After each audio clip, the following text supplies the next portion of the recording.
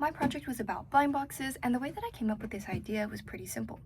I'm a big fan of blind boxes and thought that all the components that are required to make blind boxes are things that I have the capacity to do while still challenging myself. After this, the real work of making the product started. The first thing I did was brainstorm and sketch all of my ideas for the parts that I wanted. A figure, a card, and a box. After coming up with these designs, I bought materials and got straight into making the figures. The one thing I learned from making the figures is that polymer clay is a medium that at first seemed easy, then got hard, but then after working through it, it got easy again. I already want to create more things with polymer clay and am excited to continue to create. After the most time-consuming task of making the blind boxes, I got into making the boxes and cards. I tested various different papers while printing to find one that both had the finish that I wanted, but also stability and durability. Before the project started, the most daunting part was how I was going to make and print the boxes and cards. This was a part that I had very little experience in, but actually ended up easier than I thought.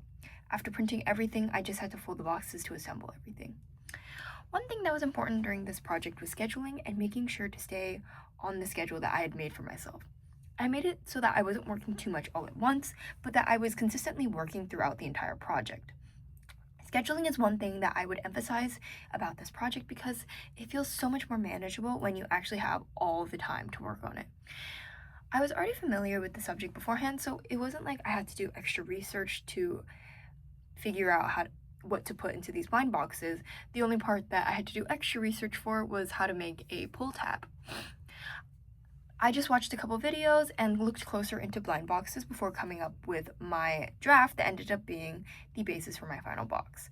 This was probably the most satisfying part of the project because something that I had originally had no clue how to make, but I was eventually able to learn how to do it through YouTube and my friend Athena. I think that the skill that I was able to improve the most on was high productivity because I feel like I've had goals before of making something like this, but never completing it on a scale like this before. I was able to transfer the skills that I had learned in junior and the beginning of senior year and put it all into this project.